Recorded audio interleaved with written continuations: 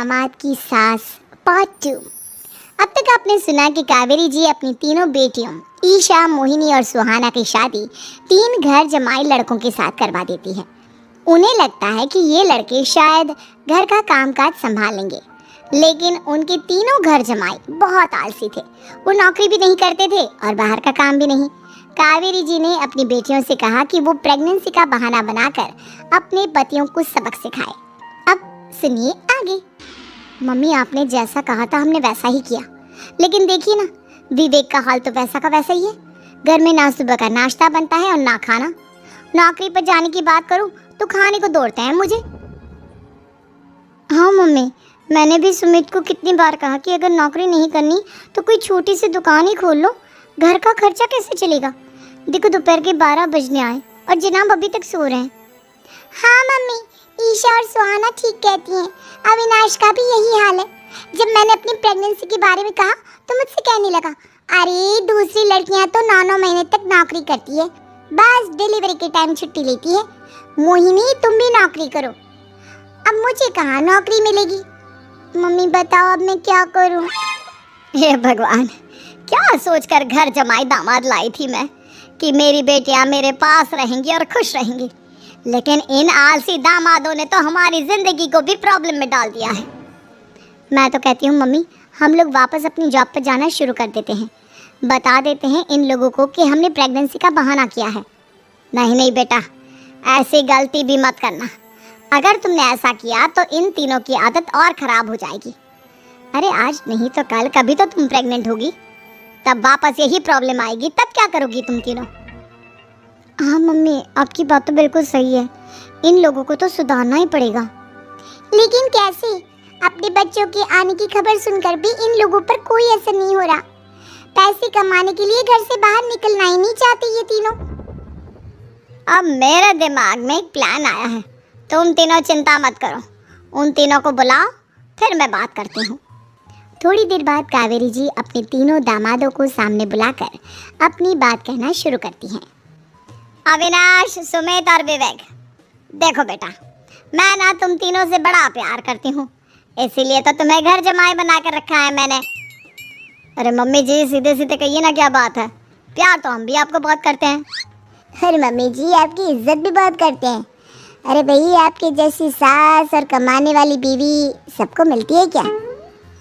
हाँ मम्मी, विवेक और सुमित ठीक कह रहे हैं।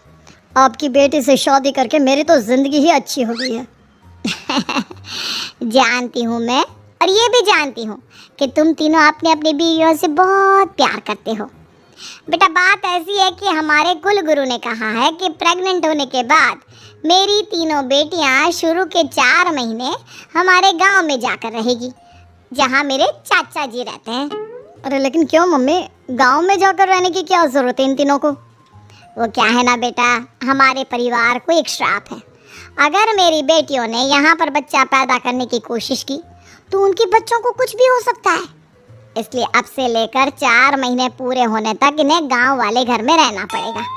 हाँ तो इसमें प्रॉब्लम क्या है मम्मी जी, हम भी वहाँ जाकर रहेंगे, पिकनिक मनाएंगे। अरे भाई, बीवी जहाँ हम भी वहाँ। हाँ यार, आइडिया तो बहुत अच्छा है।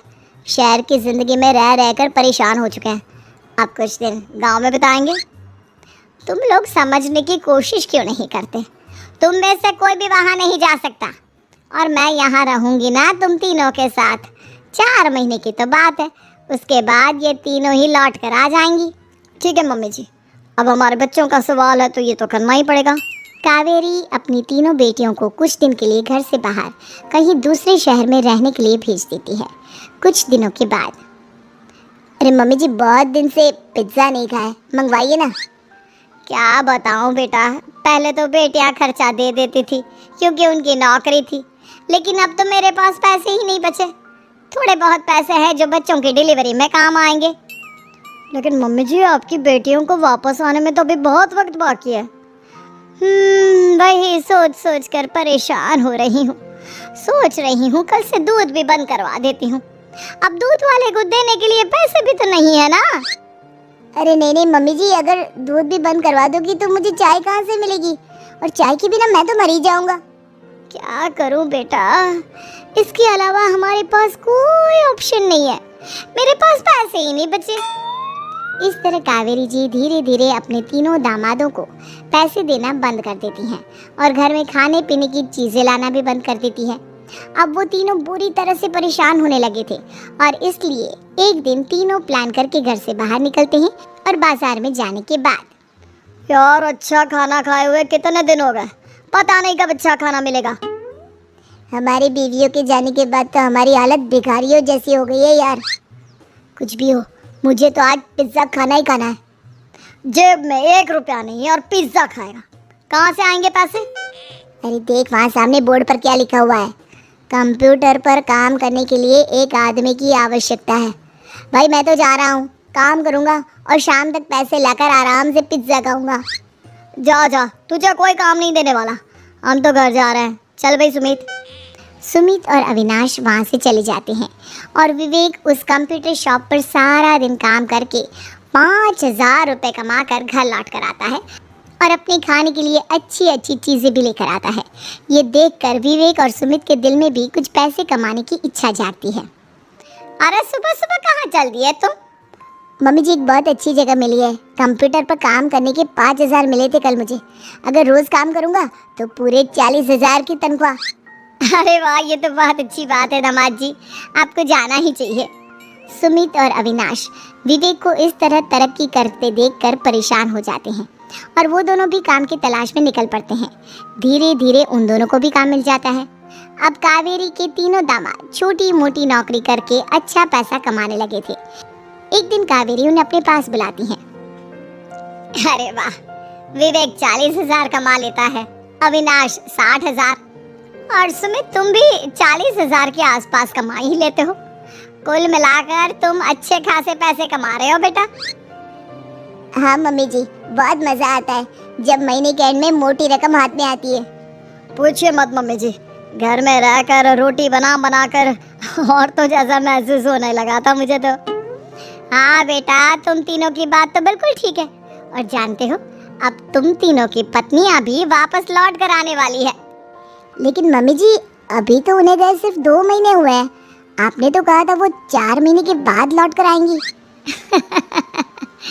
ऐसा कुछ नहीं है बेटा, मैं सिर्फ तुम तीनों को सबक सिखाना चाहती थी कि आदमी घर में बैठकर बीवी की कमाई खाता हुआ अच्छा नहीं लगता।